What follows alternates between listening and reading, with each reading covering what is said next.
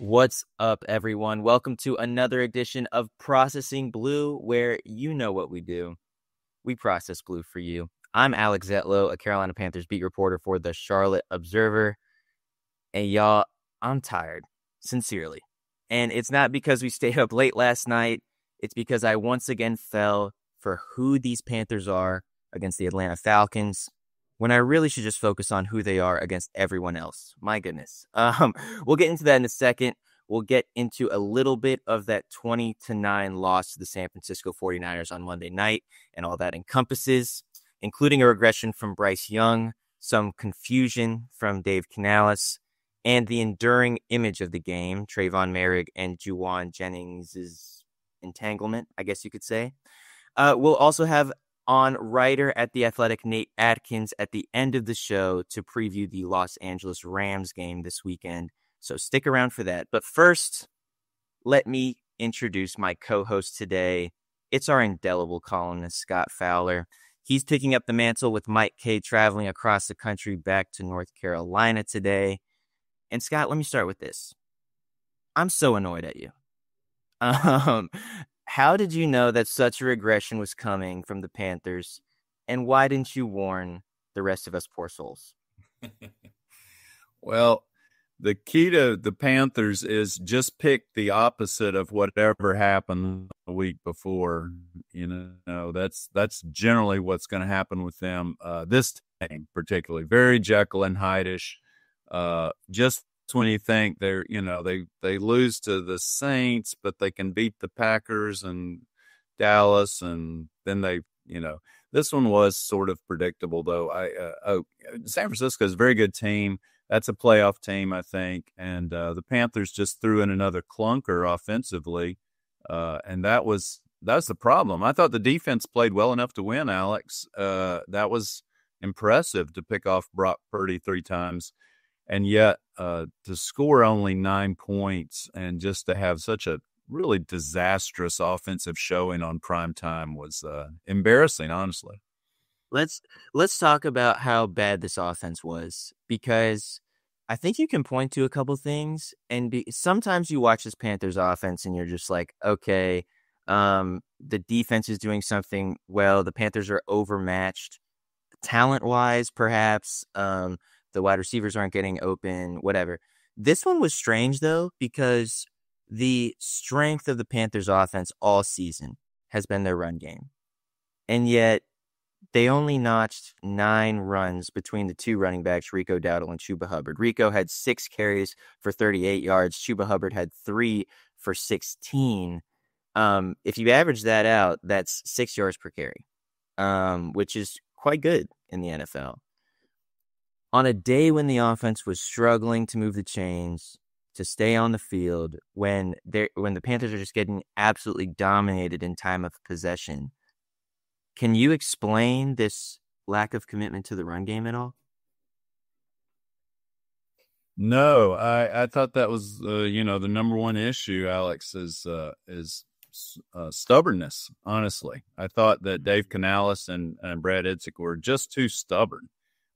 They had convinced themselves before the game that they had matchups they could win on the outside, that they could throw the ball around the park, that San Francisco, who had given up a ton of yards just the week before, I think 57 dropbacks and not a single sack, that they'd be able to have Bryce sit around and find people, much like he did against Atlanta, that they just, they forgot the run game, and there's no excuse for that because this was a 1-score game up until late in the third quarter. San Francisco was never up by more than 1 possession, and yet over and over they're dropping Bryce back on 1st and goal at the 1. They're dropping him back in so many critical situations where Dowdle carries the ball 6 times. It just doesn't make sense when you're trying, as you say, to move the chains and to, get a little momentum.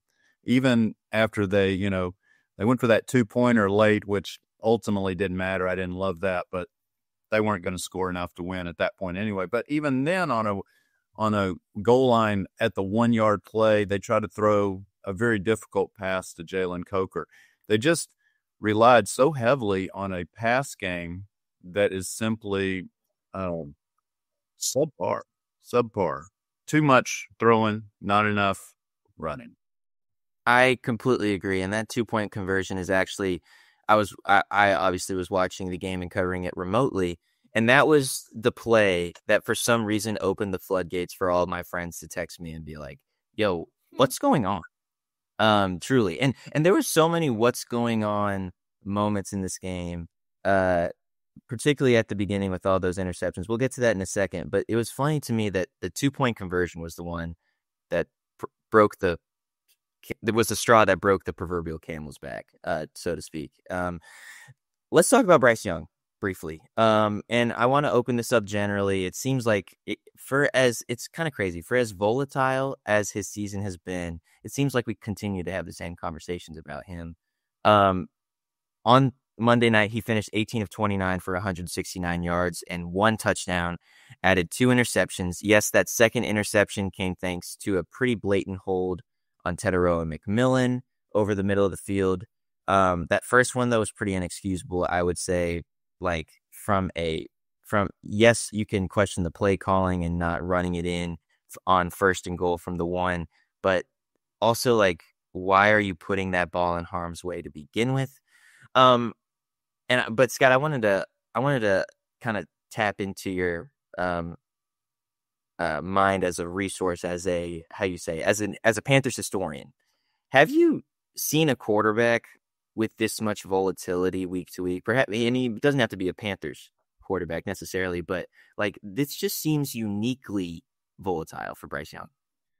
First of all, have I been pronouncing that word incorrectly my whole life? I thought it was volatile. You go with volatile. Okay. I don't know. The last time you came on the podcast, you made fun of me for using the word codified, and I was just like, yo, I don't know what it means. Okay, I just say things. No, I love it. I like the way you're expanding your reach. And I don't know if I'm saying it right or not, but let's just say Bryce Young's inconsistency. And I would argue that what we saw, I think you wrote this, Alex, maybe, that he kind of just regressed back to the mean. That's not a lot of ups and downs. I mean, he's played 11 games this year. 9 of them he's under 200 yards passing. 9 out of 11. That was just one of those 9. So the weird stuff actually is when he throws for 448 against Atlanta or 328 against Arizona. The weird stuff is not what we saw last night. Unfortunately, that is pretty common. And again, that's why you got to run the ball, because that's where their strength is. And Rico Dowdle, in very limited work, still looked like he could get it done last night against that defense. And they just, they didn't do it. Leggett disappeared again. T-Mac, has 6 drops now, Alex. 6 drops. And that's bad for an entire season. He is in the bottom 20 in the NFL in terms of drops. Not as many as CeeDee Lamb and some other high-profile guys, but still, that's too many drops. I had a key one yesterday. But again, if you're running the ball better and you keep the ball longer and your possession isn't 37 minutes to 22 minutes or whatever it was, Bryce Young's flaws aren't nearly as apparent. This is, again, a huge decision they have to make. They really have to figure out if Bryce is their guy. That decision, I don't think, has been made yet, really, one way or the other, and that's for another time. But in this case, I just think that's what Bryce Young is going to give you. He's probably going to throw for under 200 against the Rams on Sunday, too. The only way you win that game is if you run the ball for probably 200 yards, because Bryce may throw for 150 or 175. You hope he doesn't make the turnovers. And the last thing I'll say is I thought they would lose that game the moment I saw that end zone interception, because San Francisco was better than they were talent-wise overall. That doesn't mean you can't beat them. Just like the Green Bay's better than the Panthers talent-wise. You can still beat them if you play it perfectly. But you have to score there. Bryce Young could have run that ball in, would have been one guy to beat, and I think he would have beat him. And he tried to throw, as you say, put it in harm's way. So that's just where he is. At best, he's going to be a middle-of-the-pack starting NFL quarterback. So you have to work around him with a run game that can be sometimes top 5. And that's where it'll have to change this week. I couldn't agree with you more. If at the beginning of the season I told you that this Panthers defense was going to keep the Panthers in games and the offense was going to play them out of them, just generally, what would you say? Say it one more time. I'm still thinking about volatile and volatility and all this. Yeah, and that probably wasn't the best way to put it. But at the beginning of the season, if I were to pose to you, Scott, hey, this Panthers defense is going to keep the Panthers in games, whereas the offense is going to more often than not be the reason why the Panthers lose. Yeah. What did you say? I would have been very, very surprised after, last year giving up more points than any team ever, albeit in a 17-game season. But still, last year it was just terrible how often they would give up 30+, and this year they have kept them in a lot of games. But as I was just, if you just look at the scoring, the lack of scoring, my goodness, 5 out of the last 6 games they've scored under 20 points. You got to score 20 or more in the NFL to win games with any consistent, on any consistent basis. So, yeah, I would have been very, very surprised. Kudos to the defense and what they did, 3 picks and keeping them in the game. I thought McCaffrey was good, but not great. I mean, they made him work hard. 31 touches. I mean, they really made the guy work very hard for 142 yards.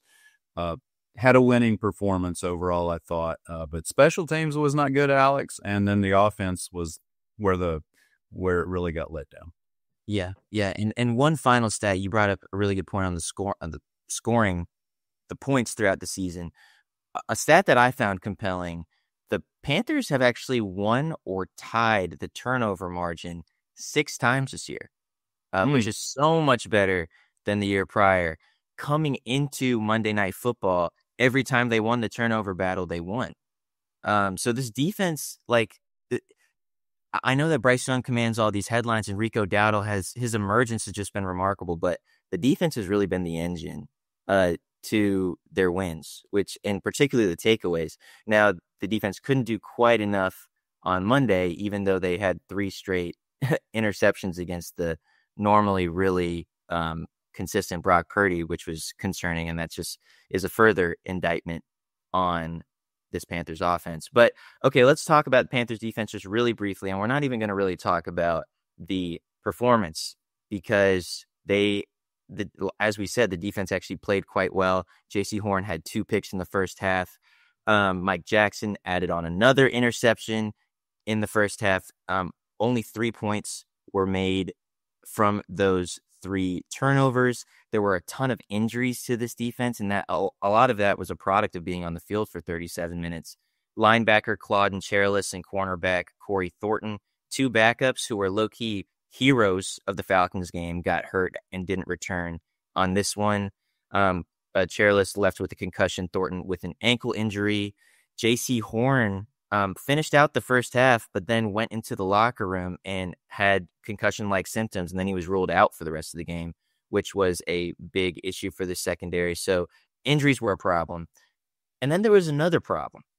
At the end of the game, Tre'Von Moehrig, the Panthers' hard-hitting, strong safety, late in the fourth quarter was shown delivering a low blow to 49ers receiver Juwan Jennings. Jennings retaliated at the end of the game with a swipe at Moehrig's face mask. We're recording this Tuesday morning. Fines are likely incoming. A suspension perhaps is even possible. We haven't spoken to Dave Canales yet. We will do that later on Tuesday. But some team or whatever it is, some team or league discipline might be incoming. And Scott, I'm sure when it comes to this whole Tre'Von thing, it's a heat of the moment thing, whatever. But it's still inexcusable, right? Yeah, it is. You can't do that. And if you do it, you need to do it in the bottom of a pile up, and you don't do it, out in the open with both of you standing where every camera is going to catch it. I'm not naive. I know things go on in pile-ups and people get pinched and other bad things happen in there.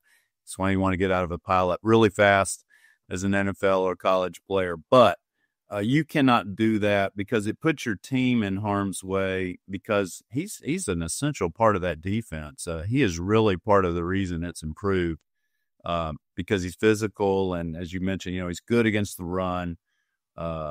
He's not a big ball hawking safety, but he's a guy who in the box just helps you a lot. So that's going to be a problem. That was a problem. And then I'm not saying Jennings didn't instigate it because I'm sure he did. I mean, you can kind of see the guy. So, he's previously, I think he got suspended for a full game last year for a different incident. So there's some history there, but you just can't do that. And it really was poor timing for the Panthers on national TV, with people making jokes about, is that what keep pounding really means and keep punching and all that stuff. You don't want that. And so it was a very poor ending to a poor night. And I think this one's going to go on all week, Alex. The initial punishment will probably be appealed and so on. So we may not know Moehrig's status for sure until later in the week. You also mentioned J.C. Horn. That's a big deal, boy. You've got to keep. I hope J.C. Horn is back quickly because to me, he's the defensive MVP this year. He and Derek Brown, and you don't want to lose Horn for even a game because that changes so much. I mean, to your point, if you put together these guys' statistical output so far this season, Tre'Von and JC were playing at a Pro Bowl level. Tre'Von, I can't remember it off the top of my head, but was close to the league lead in tackles for loss. JC Horn now shares the league lead in interceptions with 5. So, yeah, two rough situations going on there in the Panthers' secondary. All right, let's close out real quick. Well, we got 2 more questions for you, but Scott, let's just end on some sort of positive note. Dave Canales concluded his post-game press conference with the quote, "Everything is still in front of us." And technically it's true when you're talking about this playoff picture. The Panthers are still a half game back from the Tampa Bay Bucks in the NFC North. Tampa Bay is 6-5, Carolina 6-6. The Falcons are 4-7, and the Saints are 2-9. They did squander a real great opportunity to have sole possession of NFC, but they still control their own destiny. I said coming into Monday Night Football that the Panthers were going to have to win 3 of their next 6 to have a legitimate shot at the crown. I think now it's just 3 of the next 5. But the next 5 are just brutal. You got the Los Angeles Rams, you got a bye, you got the Saints, and then you got Tampa Bay, Seattle, and then the Bucks again. Scott, what do you make of this playoff picture? Well, it's true that they're all it's all in front of them, but I think maybe 3 out of 5 will get it done, Alex, but 2 of the 3 probably have to be against Tampa Bay. You have to beat them down enough that you can get there, and then maybe 9 and 8 might get it done. But the Tampa Bay games are the real key there. It is a brutal end to the season here because the Rams and Seattle are both very good. The one game you'd think they'd win would be New Orleans, who they already somehow lost to. That is the loss that will haunt them at the end of the year. You cannot lose to a 2-9 Saints team at home playing a rookie quarterback. But anyway, it happened. So they're in the playoff hunt. We should say exactly what you said. I think the wild card is done. They have no shot at a wild card, in my opinion. The wild card is over. What they have to do, it's not mathematically over, but in reality, it's over. But the NFC South is very much in play. They're only a half game out. Tampa Bay has Baker Mayfield's got an injury now, a non-throwing shoulder injury. He may miss this week. If Teddy Bridgewater's playing now, Teddy Bridgewater, we saw him here, and even at his best, he's not very good. So Teddy Bridgewater, that probably gives the Panthers a little bit more runway, but they got to right the ship in a hurry. Yep, I completely agree. Just for those listening at home, they are fighting for a wild card spot with the Seahawks, who are 8-3, the Packers, who are 7-3-1, and the 49ers, who are 8-4, and the Detroit Lions, who are 7-4, and just looked really explosive this past weekend. So I think Scott's right. I think the path to the playoffs is through the NFC South. All right, Scott. So you just tell me what's going to happen, because you are really good at this week-to-week prediction thing. We're going to preview the Rams game in a few minutes with Nate Atkins, like I said at the top of the show. But I want to get your prediction first. Should I just say my prediction, and then you can tell the world what's actually going to happen? Doesn't matter. I wouldn't mention your record in predictions, though. Whatever, it just I ain't going to do that. I am not going to do that. I am like the Panthers, did not squander my opportunity to become sole possession of last place among the trio of predictors at the Charlotte Observer. All right, so I'm just going to say that the Rams win. If I have to do a score, I'll do 33-20, something like that. I think that these Rams are one of the best teams in the NFL. I think Matt Stafford has a legitimate shot at his first Most Valuable Player award. I don't see a path to victory here. What about you, Scott? I would agree. I'm picking the Rams 27-13. I think the problem here again will be that Carolina is going to have a lot of trouble scoring, and then the defense will play okay. But as you say, they are very strong. I think really, to me, the Rams are maybe the best team in the NFL at the moment. I think I would favor them to make the Super Bowl out of the NFC. And so this is a very difficult game. Only shot. You get Rico Dowdle to 100 plus in this game. He touches the ball 20 times. Chuba has a big game, and they just keep it away from Stafford. The crazy stat about Stafford, I think, is right, is that he's thrown 27 touchdown passes since his last interception. That's just a nutty stat. He's playing at such a high level. So you just got to – the possession almost would have to be changed from the game we just saw, flip-flopped, into where the Panthers have to hold the ball 35 minutes or something to win this game. But I do not think they will. I think they'll enter the bye week at 6-7 and they'll lose to the Rams Sunday. Great stuff. Great stuff. Well, thank you so much for joining us, Scott. Now on to my conversation with The Athletic's Nate Atkins. All right, I'm here with Nate Atkins, who covers the Los Angeles Rams for The Athletic, and we're just so honored to have him here. He's one of the best sports writers in the country, honestly, with too many national and state awards to list off here. But Nate, I'm gonna hit you with the hardest hitting question at first. It's your first season on the West Coast. Previously, you were with the Indianapolis Colts for the Indy Star. I mean, were you the person holding the Colts back? Geez, you leave and all of a sudden they're one of the best teams in the league. What's going on? It's funny because people on the Colts beat already were making those jokes when I was there, because I showed up. They'd made the playoffs the year before and 2 years before that. And then they were like 9-6 when I got there. And around mid-season, they fall apart, and then they missed the playoffs for 4 straight years. And so they were already saying that, but at the time I left, it still felt like they were just going to flounder. And then here they are, fighting for the number 1 seed. So in some ways it feels like that, but then, that if that's the curse that I bring, it didn't follow me out here to LA. So I don't know, maybe that's a specific thing in the Midwest, because I did cover 3 Midwestern teams and only saw 1 playoff game between all of them. So I think I'll already see at least as many playoff games this year as I had seen before this. So it's been an interesting shift. Yeah, and we're all better for the fact that this curse, whatever you want to call it, didn't follow you into LA, because you're doing really great stuff out there. Obviously, the Panthers and the Rams are heading into a Week 13 matchup. I want to preview the Rams in finer detail, but first, let's just deal in generalities. Let's talk about the elephant in the room. In your opinion, are the Rams legitimate Super Bowl contenders this year? Yeah, they really are. The thing about them is I think that what starts to make you a contender for the most in a very basic level is like, do you have the dude at quarterback?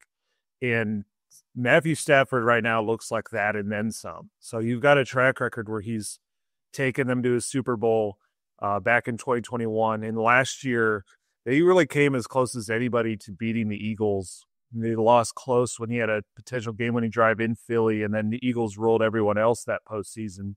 And so it was coming into the year, as long as he was healthy, you felt like that was going to be the case. And then he had this back injury in training camp. And so you're wondering, like, how much does he have left? And it turned out that the absence of the back injury was just getting him ready for an outrageous run that he's been on, where it took a few weeks after missing that time and Davante Adams being new to really get going. But he was pretty efficient to start the year. And then he's just gotten on a crazy roll where now he's thrown 27 touchdown passes since his last interception.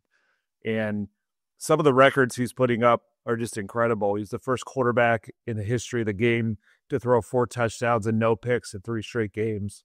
And he's one of 4 ever to start a season with 30 touchdowns and fewer than 5 picks.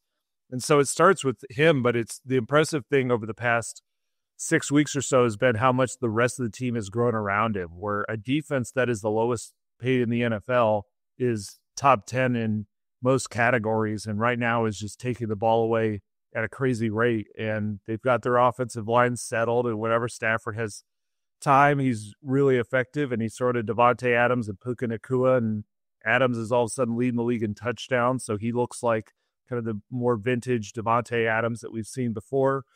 And, they used to get killed by their special teams. That has not been the case the past few weeks. And so right now they're just on a roll. They've won 6 straight games by an average of 20 points. And so they're number 1 in the league in point differential, and they've beaten the teams ranked number 2 and number 3. So especially if they can get a nice path in the playoffs, if they can get that number 1 seed and avoid going to Philly, I think that's going to be their best route, because the trips to Philly have been the ones that have tripped them up. Week 2 this year and their season last year. This team doesn't want to get out in the frigid cold weather and environment like that. But if they can get the path to play that game in SoFi Stadium, I think they're going to go into the postseason as the favorites. And right now, we have a playoff simulator, and they have I think it's a 57% chance of getting the number 1 seed, and the odds-on favorites to win the Super Bowl as of right now. So, still some time to go, but as of right now, they definitely look like a team one of the few teams that's favored to have that chance. That is so well said. And honestly, several of those stats were mind blowing. I wanted to drill down on the whole on the Stafford of it all. 37 years old. That's a year younger than Andy Dalton, Panthers fans. He's got a little gray in his beard, but somehow he's having arguably his best season of his career statistically. I just checked FanDuel right before hopping on this call. He's minus 220 to win the MVP this year. So he's by far the favorite. You have covered Matthew Stafford previously in a previous life. Firstly, how did this happen? And secondly, did you predict this to happen? Because I'm not sure others did. When I first took this job and he was not playing at all in training camp, and there were these different setbacks and talk about a degenerative back issue, and he's 37, and they had just spent an offseason kind of letting him at least look around for a new destination. You did have to wonder, all quarterbacks at some point, Father Time's going to win. And I saw that with Matt Ryan in Indianapolis. There's just a certain point where they take a hit, where they lose enough arm strength, and it just isn't the same. So I had to get out there and really see it. And I'm not kidding, though. When I saw his very first practice, I was like, this is the dude I saw in Detroit. Except now he's better than that, because it's all that experience that's added up over 17 seasons. His mind has always worked at a crazy high level. But when I got there in Detroit, he was right in the middle of his career. He had just started to take a lot of the job at a higher level. He kind of rode a lot of talent early on in his career and had to just get through injuries and then put up crazy numbers with Calvin Johnson. But when I got there in Detroit in 2016 is when he was working with a private throwing coach and working on layering the ball at different speeds of the ball and transitioning much of his game pre-snap. And so that was the start of what we're seeing now, where he's got 17 years of experience on a lot of the players that he's going up against, and he's just moving at a faster clip. He just seems to know what's going to open before it opens and motioning guys and audibling to create those mismatches. And then the players that he's playing with are Devontae Adams and Puka Nacua to lead that off. And it's just sort of the marriage of Stafford and McVay has kind of reached its pinnacle. You know, he came in and had a great season his first year. They won the Super Bowl. He had 41 touchdowns, but that was still Aaron Donald's team, and they had Jalen Ramsey and they had Von Miller. Like, this is a team that Stafford is the one engineering, and he's doing it because he still has most of that arm strength that made him the number one pick, on top of all the craftiness of the no-look passes and the arm angles he'll do. But the thing that's new and different that he's never done before is to be able to put up these numbers and not turn the ball over. Now, he was a classic gunslinger. We used to joke that he was the best in Detroit. He was the best at leading a comeback from his own pick six, because in the middle of the games, he just would be on a heater and he would try something that's way too risky and it would get taken to the house, and then he would dial it back. Now he's playing in this sort of mix of super confident, but also super safe. There just aren't risky throws out there that I can't think of a dropped pick in that entire span where he's thrown 25 touchdowns and no picks. And so he's just on a different level, and it's also credit to everybody around him. I just think Sean McVay has built a pretty perfect system where they have good enough protection and they have a great pass protecting running back in Kyron Williams. And when you have Stafford really protected, that was the best version of Detroit. That's the best now. But it's also probably the best 1-2 punch of wide receivers that he's ever had, where he's had years where Calvin Johnson or Cooper Kupp put up monster numbers, but it was sort of like a one guy carrying the passing game. Now you have Puka Nacua and Devontae Adams really balancing each other really well, where Puka Nacua is this high volume guy who kills zone defenses, and he'll get you into the red zone. Then Devontae is the one finishing it, already with 12 touchdowns and pretty much unguardable on some of these fade and slant routes at the goal line. And so I don't think anybody saw a 30 touchdown, 2 interception season from Stafford, because that level of ball security has just never been there for him. But it also makes sense when you add up the fact that all the physical tools are still there for him, but he's got all this experience and edge on everybody else, and a coach and a system that fits him pretty perfectly. So for right now, it's going about as well as you could have ever imagined. Yeah, that's exactly right. About as well as you could have ever imagined. It's true. I have a lot of family in Michigan. A lot of them were tragic Detroit Lions fans prior to the Dan Campbell years, and they believed in Matt Stafford, but they just, like you said, he was coming back from his own mistakes oftentimes, and it's what he's doing is truly special. We haven't talked much about the Los Angeles Rams' run game, however, and I wanted to pick your brain about this. The Panthers actually are pretty decent at stopping the run. At least they have been much improved from the 2024 misery that it was. So that's the good news. The bad news is that they're kind of beat up right now. It's unclear if their starting inside linebackers will be healthy for Week 13. Both starters, Christian Roseboom and Trevin Wallace, didn't play on Monday night. And then their reliable reserve inside linebacker, Claude Charles, also got hurt. He's out with a concussion. So if there is a shortcoming to this Rams offense, is it their rush offense? Yeah, I mean, and it's kind of crazy to say that because Kyron Williams is like this really talented back. So is that a shortcoming of this offense? And do you think that Sean McVay will try to scheme something up to get that part of the offense on track against this weakened Panthers defense? You know, I think this run game for the Rams it's just the complementary unit to a passing game that's on fire right now. But I think it's really solid when they've needed to go to it. They're pretty smart about not running in situations that are at a disadvantage for them. So when there will be certain games where they just throw so much more than run, like what just happened against the Buccaneers, is because teams want to stack the box and take that away. But they've started to get more explosive in the run game as the season's gone on. Blake Corum isn't the most he's still a young runner learning some things, but he can really hit a hole and explode Kyron Williams is adding a little bit more with breaking tackles and some of the vision he's added to his game. So I think it's a very solid run game. It's not the type that's they're not gonna bust off a lot of 50-yard runs on people, but they are really good at getting to that 10 to 20-yard run when they want to.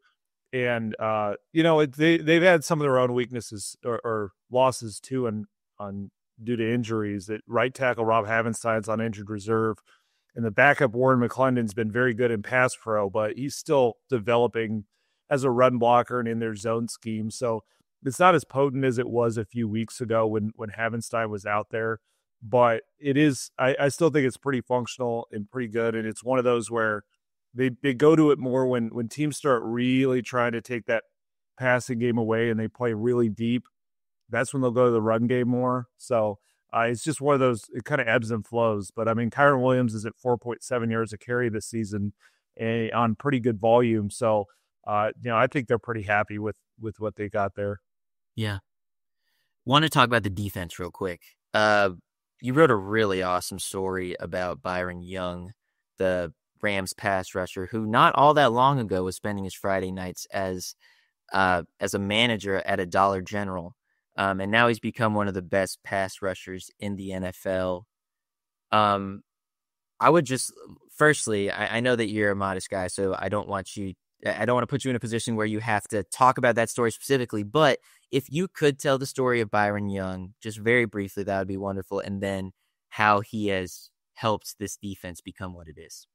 Yeah, well, I always appreciate your kind words. And that was a fun story to tell on Byron, who, it was 6 years ago. He was an assistant manager at Dollar General, 2 years removed from football. Not a single college in America seemed to want him, to the point where he had to go to a walk-on tryout at Georgia Military, where they had a combine of about 150 kids. But they saw the athleticism in this guy that ended up running a 4.40 at the NFL Combine as a defensive end, and that started everything. And Byron is he is truly one of those players that loves this game like to his core. I think it's kind of the only thing that he's into. Like, he was at Georgia Military and did nothing but the classes in the football. It was just sort of like that to him was his ticket out of a very small town for a kid from a family of 13 siblings, and that was his only way really to be able to make college a reality at that time in his life. And what's cool is he's been able to carry that sort of humility and hunger even to this level where he's at the NFL. And, he hasn't gotten paid yet, but he's certainly on the track to do that with what he's doing as a pass rusher. But it does seem like he's the same guy it's always been. And so that's a big part of what has transformed the Rams as a defense, because for a couple of years now, they've been trying to figure out how the heck do you move on from losing an Aaron Donald. And instead, what they've done is mostly recreate the impact in the aggregate across the entire line, where Jared Verse is that number one edge rusher who's not Aaron Donald, because nobody is, but he is elite against the run and pretty good as a pass rusher. But you got him as a power rusher on one side. You've got Byron Young, this 4.4 speed guy on the other side, who just chases down quarterbacks when the pocket collapses. And then they have some interior guys with Kobe Turner and Braden Fisk. And they'll occasionally blitz a safety. So the pass rush has really just engineered this thing. It's the one way that they were able to build a defense with the lowest salary of any unit and be a top 10 unit like they are, because they're just that difficult and confusing up front. They win the matchups one-on-one, but they also confuse a lot, where they mix between 4-man fronts and 5-man fronts, and they'll flip the sides that Young and Verse are on, or they'll overload one of those sides with both of them and bring in some other guys, to rush the passer. They'll have 6 DBs, and they just do a lot of creative and interesting things. And Byron Young is at the forefront of that, because he's the fastest player on that front, and he's the guy that everyone's trying to, everyone puts their attention to Jared Verse, and Byron's winning those one-on-one matchups for the most part. I will say that there has been a bit of a shift the past month or so, once people realize, like, you got to pay attention to Byron Young. He's really wrecking a lot of these games, that he hasn't been as productive the past few. He's had some good rushes, but he's not really getting those strip sacks, and that's what he wants to get back to, is find a way to win now that you're getting that attention. A guy that 6 years ago was at Dollar General and couldn't get a tryout anywhere, is now getting the attention from these top end, NFL offenses. And so that's a little bit of the transition for this player who, is still only in his third season, even though he's 27 years old because of that long wait to get started. So I'm curious to see over those final 6 games, what the next evolution for him is, where he's talked about he's got to get really consistent and be that guy every week and not just when the matchups are right. And so, that's what we'll see if he can do. Yeah, absolutely. Okay. I have heard that the Rams are Super Bowl contenders, that they have this wonderfully motivated star on defense that is impacting the entire front. They have probably the MVP at quarterback, a really complimentary offense, one of the brightest minds in Sean McVay as head coach. Nate, is there any path to a Panthers victory? And if so, what is it?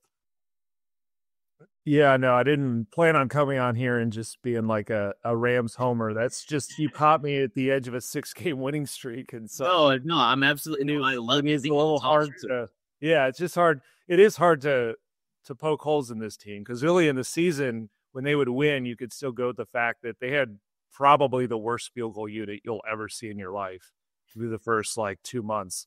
I mean, it was every play would either be a bad snap, a missed protection, or a missed kick.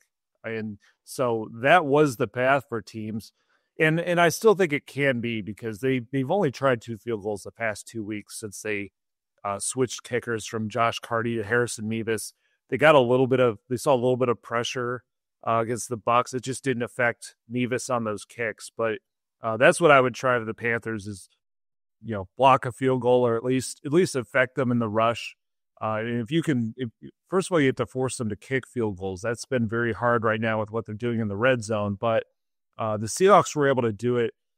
They were able to actually slow the passing game down, because they just confused so much in the coverage on the back end that it threw Devontae Adams and Matthew Stafford's timing off just enough. And that's the thing, is Adams could be a little boom or bust right now, where he's put up a ton of touchdowns, but he has had some drops too. And so I think if you could throw those two off just enough before they get inside the 5-yard line, force them to kick field goals, you're either limiting them to 3, or you can end up getting explosive play if you can get a block. I still think that's out there.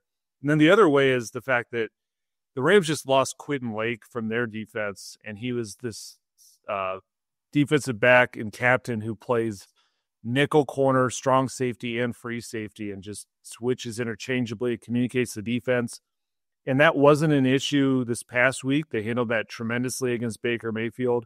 But for as much as guys talk about how important he is and how there is no replacement for the type of stuff he's doing, I think that's going to take a toll at some point. And so that's going to be on Dave Canales and Bryce Young to pick that apart. And if Bryce can play one of his better games and take advantage of young and newer players in the secondary rotating around, I think they've got a shot. The problem is the 2 outside corners the Rams have, Kobe Durant and Emmanuel Forbes, are playing as well as anybody, just making so many plays on the ball. So it's more of a throw across the middle of the field. But you will see the Rams lack. Their linebackers are not very good in coverage, and they're down their top safety. So if they can, when you can target slot receivers and tight ends across the middle of the field, or running backs, that's when teams have kind of broken through, with guys like Christian McCaffrey, for example, went for 90 yards against them one game. So Kyle Shanahan always seems to get some kind of play action matchup on a linebacker who just doesn't have it. And so if Dave Canales can really put a good plan together with play action, attacking the middle of the field, and Bryce Young can avoid throwing interceptions to those outside cornerbacks, I think there's something to gain there. And just the fact that the Rams, they're on this hot streak, and they played 2 straight really big games between, the Seahawks was the division lead, and then Sunday Night Football against the Buccaneers with their old quarterback Baker Mayfield coming back. So this could be like a letdown opportunity, where now they got to go on the road, long trip to the East Coast. I will say Sean McVay's been incredible in those games. If you look at them, most West Coast teams are not good in that slot. He's actually been really, really good in that slot. We saw him go to Baltimore and earlier this year, and Philly. they lost that game, but they were up 26-7. So they have actually handled those early starts pretty well, but still it's a letdown spot for a team that's rolling and coming off 2 big games. And so if the Panthers can, make a play on special teams, and if they can attack the middle of the field on defense, I think they can be in this game for sure. Awesome. Well, Nate, this was really great. Thank you so much for your time, man. And I look forward to hanging out with you in Charlotte when you make the trip back to the East Coast. Really appreciate it, man. Absolutely. Thanks for having me. All right, and that will do it for us this week. Thanks, as always, for listening to our pontifications on all things Panthers with Mike K. in absentia, Scott Fowler, and myself and our wonderful producer, Zach Dennis. Please subscribe and follow us on Spotify, Apple Podcasts, or wherever you get your podcasts by searching Processing Blue. And if you watch us on YouTube, please subscribe to our YouTube channel and click on the bell icon to get notified whenever new episodes drop. And finally, please be sure to stick to charlotteobserver.com for all of your Panthers needs. Scott, stay humble, stay creative, and keep processing.